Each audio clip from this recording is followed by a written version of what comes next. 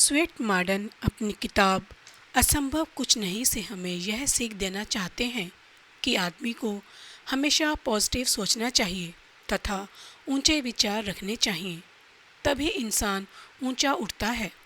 हमें दूसरों के सामने अपनी कमियों, अपने अभावों और अपने कमजोरियों को उजागर करके अपनी दीनता का प्रदर्शन कर दूसरों को अपनी बेचारगी दिखाने के स्थान पर अपना मूल्यांकन बढ़ा चढ़ाकर करना चाहिए एवं किसी भी कार्य से जी नहीं चुराना चाहिए।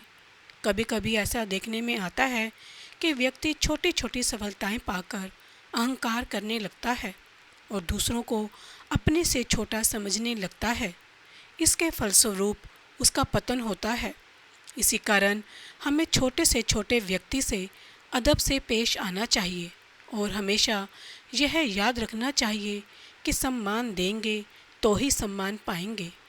इस पुस्तक का निष्कर्ष यह है कि अगर व्यक्ति में साहस की कमी, आत्मविश्वास की कमी, उत्तरदायित्व लेने में घबराहट, समय की बर्बादी, काम को टालने की प्रवृत्ति जैसे कुटेव अगर ना हो तो इंसान असंभव को भी संभव कर सकता है। वो कहते हैं ना, हौसलों से जो बड़ा है वह जहान बदल सकता है। हौसलों से जो बड़ा है वह जहान बदल सकता है। बस साध ले तू एक लक्ष्य, हर काम बन सकता है। ताकत अगर व्यक्ति में कि वह असंभव को संभव कर सकता है। चैप्टर 1, असंभव कुछ नहीं। दृढ़ निश्चयी व्यक्ति जब यह निश्चय कर लेते हैं कि उन्हें अमुक वस्तु प्राप्त करनी है तो उस वस्तु को प्राप्त करने से उन्हें कोई भी नहीं रोक सकता। जो जानते हैं वे राह के रोड़ों को सीढ़ियाँ बना लेते हैं और जो नहीं जानते उनके लिए सीढ़ियाँ भी अवरोध बन जाती हैं। संसार का सबसे बड़ा दिवालिया वह है जिसने अपना जोश खो दिया है। दोस्तों, जोश, हिम्मत, हौसला, साहस और विश्वास यही है वो साजो सामान जिसे आप अपने उद्देश्य को पाते हैं। इनके बिना किसी को कोई मुकाम नहीं मिलता। उद्देश्य ऊंचा हो, मन में आत्मविश्वास और दृढ़ता हो तो व्यक्ति असंभव को भी संभव करके दिखा देता है। सोलेरियो नामक एक जिप्सी अपने समय के नामी गिरामी चित्रकार कॉल एटेनियो की पुत्री से प्रेम करता था। जब उसने एटेनियो के समक्ष उसकी पुत्री से विवाह का प्रस्ताव रखा तो एटेनियो ने उससे कहा, मैं अपनी बेटी की शादी उसी व्यक्ति के साथ करूंगा जो मेरे जैसा ही श्रेष्ठ चित्रकार हो। तब सोलेरियो ने उससे पूछा, क्या आप मुझे यह हुनर सीखने के लिए 10 वर्ष की मोहलत दे सकते हैं ताकि मैं आपकी बेटी के साथ विवाह करने के योग्य बन सकूं? एटेनियो ने मुस्कुराकर स्वीकृति दे दी। उसका ख्याल था कि जिप्सी अब कभी वापस नहीं आएगा, क्योंकि मेरे जैसा श्रेष्ठ चित्रकार बनना कोई हंसी खेल नहीं है। लेकिन जिनके मन में आग होती है कुछ पाने की, जो संकल्प लेकर कार्य करना जानते हैं और जिन्हें स्वयं पर पूरा विश्वास होता है, वे असंभव को संभव कर दिखाते हैं। सोलेरियो ने 10 वर्षों से पूर्व ही मेडोना व शिशु नामक पेंटिंग बनाकर एटेनियो को आश्चर्यचकित कर दिया और इस प्रकार दृढ़ इच्छा शक्ति के बल पर सोलेरियो ने महान चित्रकार कॉल एटेनियो की पुत्री से विवाह कर दिखाया।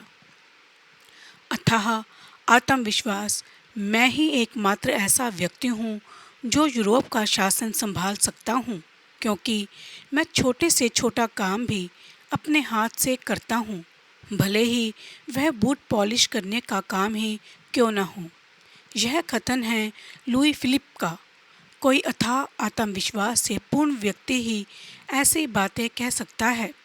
इससे स्पष्ट होता है कि महानता के शिखर पर पहुंचने वाले अधिकांश व्यक्ति किसी महान परिवार में जन्म लेने के कारण नहीं, बल्कि उद्देश्यों की उच्चता के कारण ही महान बने। ऐसे व्यक्ति जो आरंभ में बेसहारा थे, विपरीत परिस्थितियां जिन्हें हर समय शूल की तरह चुभती थी, वे स्वयं अपनी सहायता करके उन्नति के शिखर पर पहुँचे। उन्होंने आत्मविश्वास के बल पर असंभव को भी संभव कर दिखाया। कष्टों और कठिनाइयों के कांटों को अपने पांव तले कुचलकर दुनिया को यह दिखा दिया कि वे भी कुछ हैं। यश के मंदिर का कलश बड़ी दूर से चमकता है। यदि आप में हिम्मत है तो बढ़ो आगे और छू लो उसे। साहसी व्यक्ति के लिए कोई भी काम करना, चाहे वे कितना भी असंभव क्यों ना दिखता हो, संभव हो ही जाता है। अपनी प्रचंड महत्वाकांक्षा के कारण ऐसे व्यक्ति इतना ऊंचा उठ जाते हैं कि बड़े बड़े प्रतिभाशाली व्यक्ति भी हैरान रह जाते हैं तथा उसके कार्यों की सराहना करते नहीं अघाते हैं। संतान के शत्रु ना बने। जो व्यक्ति यह सोचते हैं कि किसी भी प्रकार से वे आने वाली पीढ़ियों के लिए लाखों करोड़ों की संपत्ति छोड़ जाएं, वे बड़े भ्रम में हैं। इस प्रकार यदि देखा जाए तो वसीयत में वे अपनी संतानों को निकम्मापन ही देते हैं। विरासत में देने की चीज़ें हैं अनुशासन, अनुभव, कार्य करने की शक्ति, प्रतिभा, महत्वाकांक्षा, उच्च आदर्श, सच्चरित्रता, ईमानदारी, धीरज, कठोर परिश्रम करने की आदत, व्यवहार कुशलता, जिनके बल पर व्यक्ति के जीवन का विकास होता है, जिनके बल पर हर व्यक्ति उन्नति करता है। इसके साथ ही यह भी सत्य है कि कोई भी व्यक्ति अपनी संतानों की समझदारी, दूरदृष्टि, सच्चरित्रता, अनुशासन, धैर्य अथवा दृढ़ इच्छा शक्ति या आत्मविश्वास जैसे गुण विरासत में नहीं दे सकता। यह संस्कार तो संतान को बचपन से ही देने होंगे। जैसे जैसे बच्चे बड़े होते जाएं, उनमें इन संस्कारों के अभ्यास की आदत डाल दी जानी चाहिए। फिर यदि व्यक्ति अपनी वसीयत में अपने बच्चों को किसी भी प्रकार की धन संपत्ति अथवा सुख सुविधा के साधन ना दिए जाएं, तो उसके बेटे पोते वह सब स्वयं अर्जित कर लेंगे। जो लोग लाखों करोड़ों की संपत्ति अपनी संतान को दे जाते हैं, वे उन्हें अकर्मण्यता और आलस्य देते हैं। एक अनुभवहीन जीवन उन्हें वसीयत में देकर जाते हैं। बाद में उनकी संतान उस धन का सदुपयोग कर रही है या दुरुपयोग वे लोग नहीं देखते। ऐसी दौलत सांसारिक अनुभवहीनता के कारण नष्ट हो जाती है। यदि वही माता पिता बच्चों में कठोर श्रम आदि विरासत में दें, तो धन तो स्वयं ही पैदा कर लेंगे। अनुभव, अनुशासन, विकासशीलता, सहन शक्ति एवं कार्यक्षमता, ये ही वे गुण हैं जो हर अभिलाषा की पूर्ति के लिए आवश्यक हैं।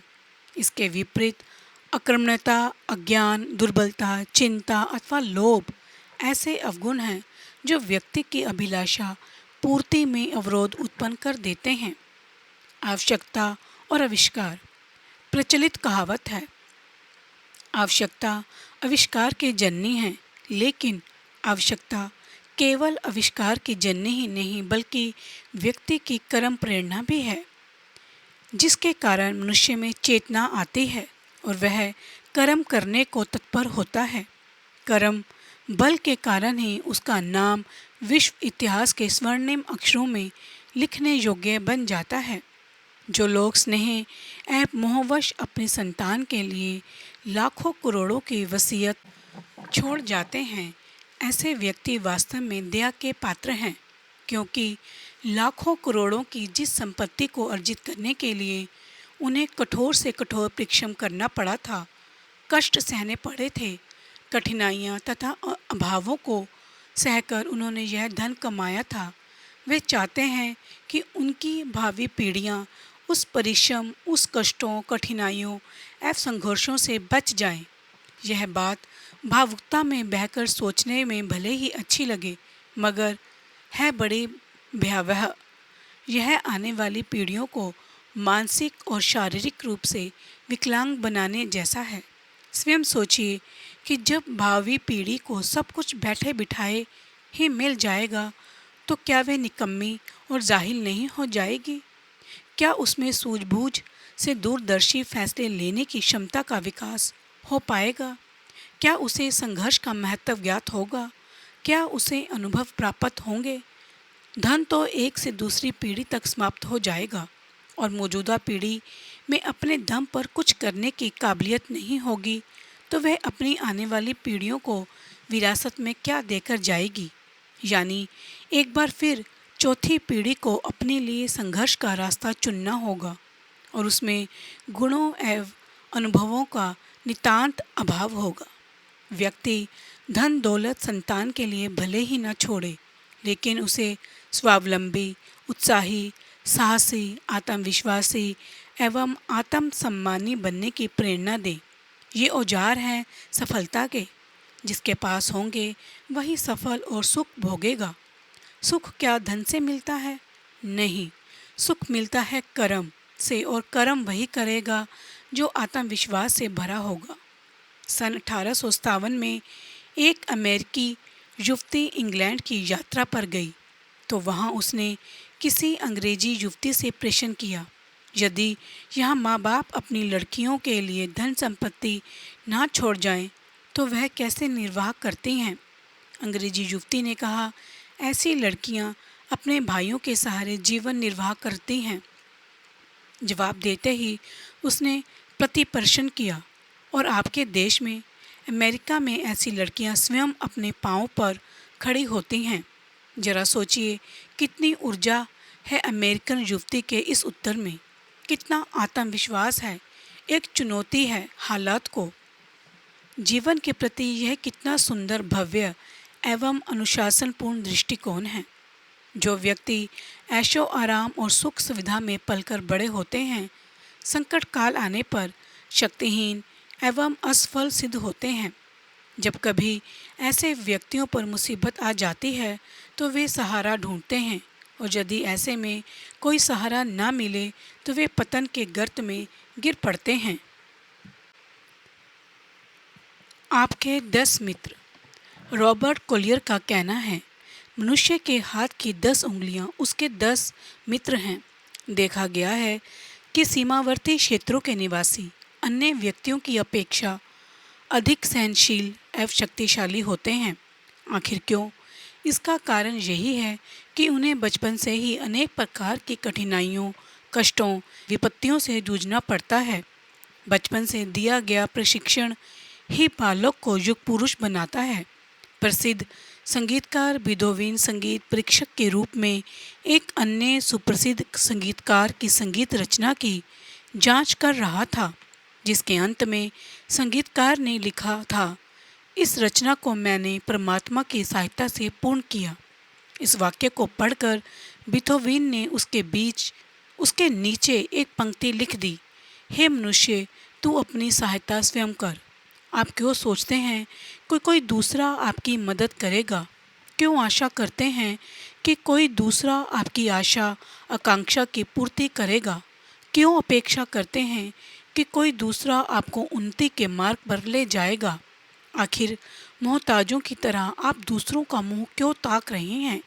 क्या आप अपंग हैं, लूले लंगड़े हैं? यदि नहीं तो उठिए और दृढ़ विश्वास, दृढ़ संकल्प एवं दृढ़ इच्छा शक्ति के साथ अपने काम में जुट जाइए। यदि आप में योग्यता है तो आपका काम आपकी उस योग्यता को लोगों के सामने रख देगा।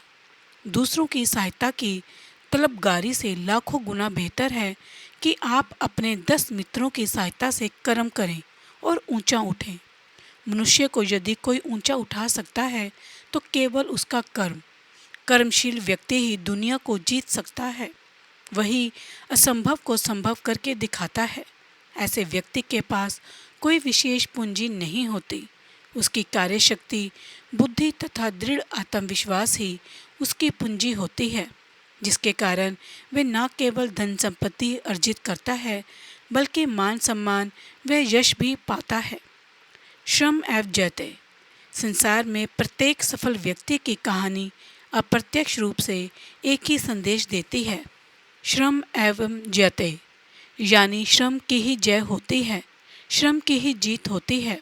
भारत के पूर्व राष्ट्रपति श्री APJ अब्दुल कलाम साहब, स्टील किंग श्री लक्ष्मी निवास मित्तल, श्री धीरूभाई अंबानी, राहुल बजाज, अजीत प्रेमजी, श्री सुनील भारती मित्तल एक नहीं ऐसे 20 सफल भारतीय हैं जिन्होंने इस सत्य को स्थापित करके दिखाया है कि कर्म की ही जय जयकार होती है।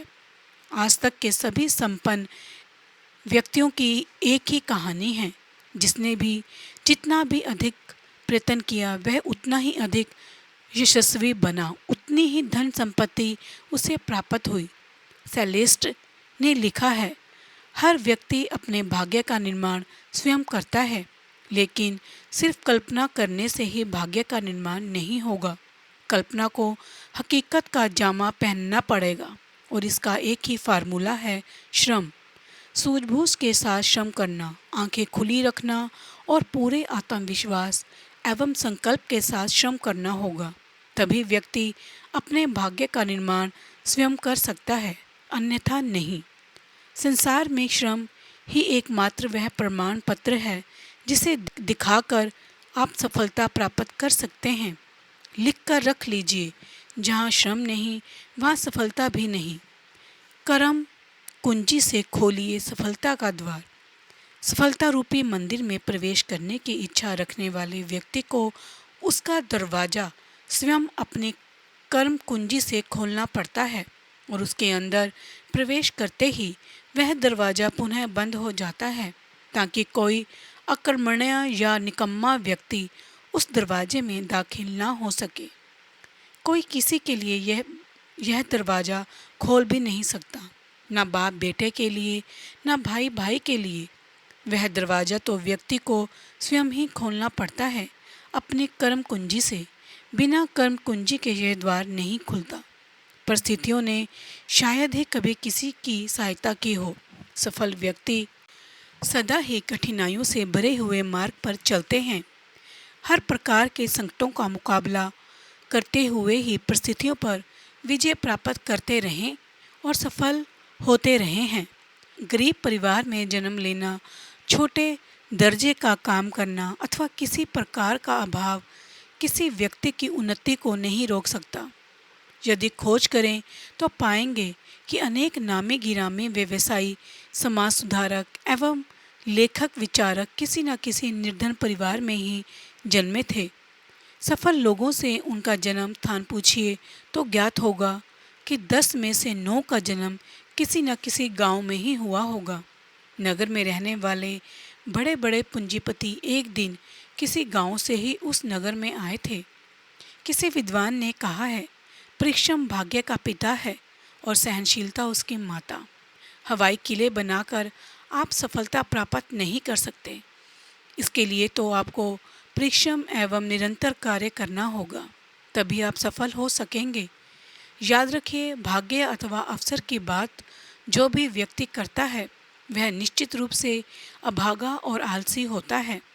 कर्मशील व्यक्ति भाग्य के सोने जागने के चक्कर में नहीं पड़ते, ना ही ऐसा कहते हैं कि हमें अवसर नहीं मिला। जिनमें आत्मविश्वास होता है वे स्वयं अवसरों का निर्माण कर लेते हैं। यदि आप अपने जीवन में कुछ करना चाहते हैं, कुछ विशिष्ट बनना चाहते हैं, कोई ज्ञान प्राप्त करना चाहते हैं, अधिक से अधिक धन कमाना चाहते हैं, तो जैसे भी हो आपको अपनी कार्य क्षमता, कार्य कुशलता एवं कार्य निपुणता को बढ़ाना होगा। अपने आत्मविश्वास को जागृत करना होगा। यह विश्वास अपने मन में जगाना होगा कि आप अनमोल हीरा हैं, पारस हैं और जो चाहें अपनी क्षमता, अपनी मेहनत, अपनी सूझबूझ और हिम्मत से हासिल कर सकते हैं। याद रखें, यदि आप अपना मूल्य स्वयं नहीं आंक सकते अथवा कम आंकते हैं तो संसार भी आपका मूल्य कम आंकेगा। आपने अपने मूल्य के लिए जितना प्रयत्न या परिश्रम किया है, संसार भी आपका उतना ही मूल्य स्वीकार करेगा। चैप्टर 2, उत्साही बनो, निराशा छोड़ो। असफलता के विचार से सफलता का उत्पन्न होना उतना ही असंभव है जितना बबूल के पेड़ से आम का मिलना।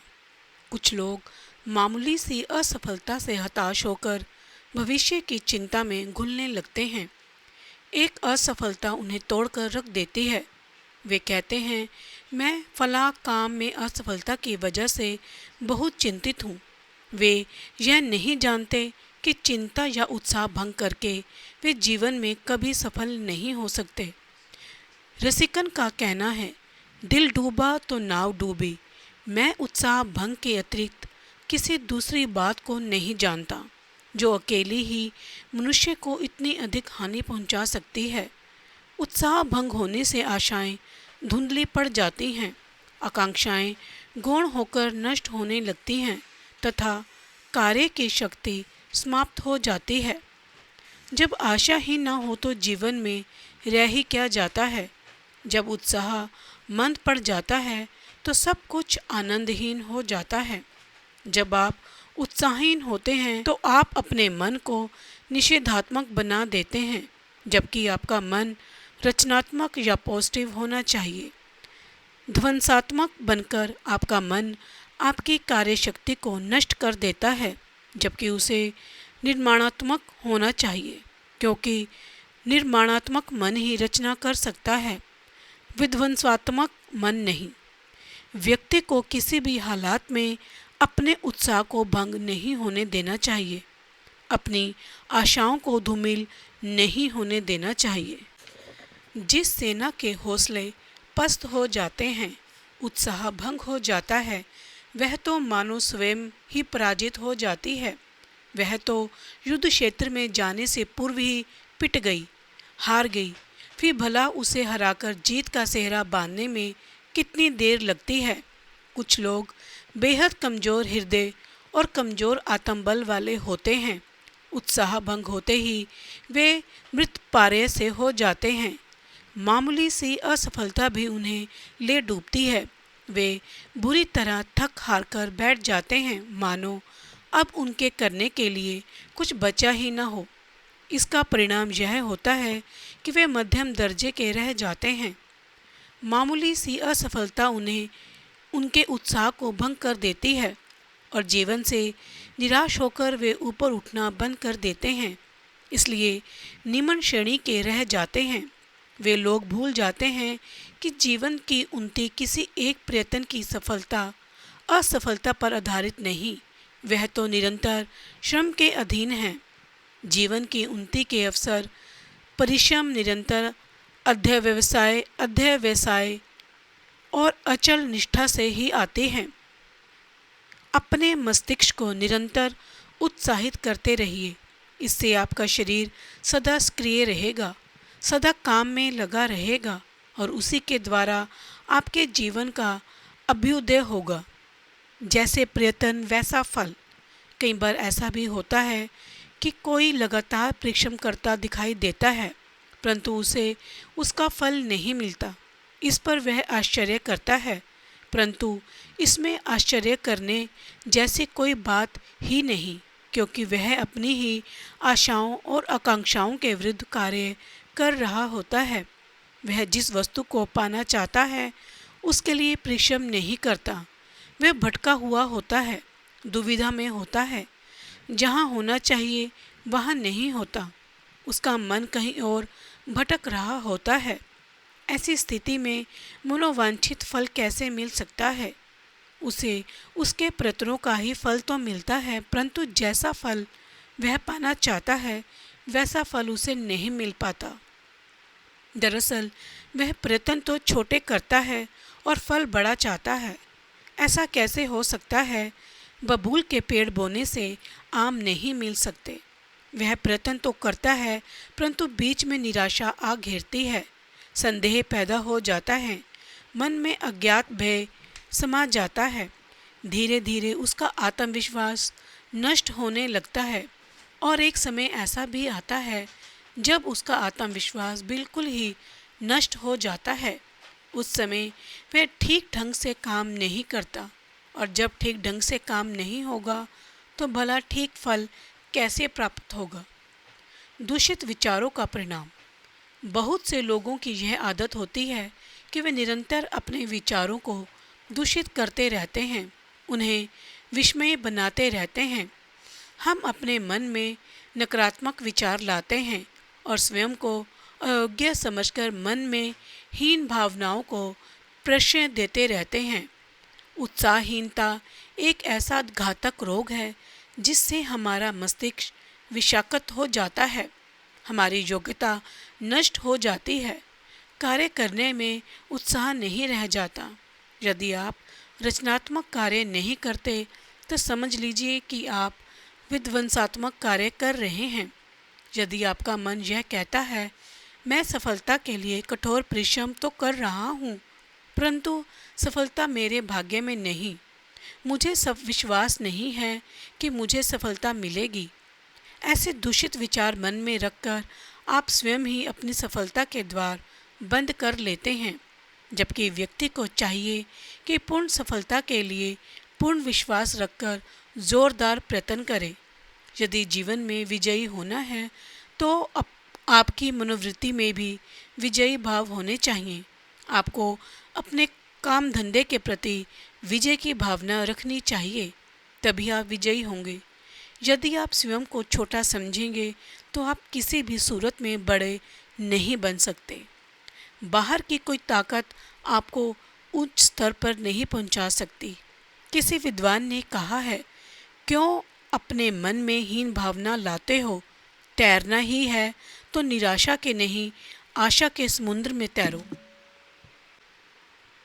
नेपोलियन का साहस और विचार। युद्ध भूमि में नेपोलियन बोनापार्ट की उपस्थिति मात्र से ही उसके सैनिक साहस का अनुभव करने लगते थे, मानो उनकी सहायता के लिए नई कुमुद आ पहुंची हो।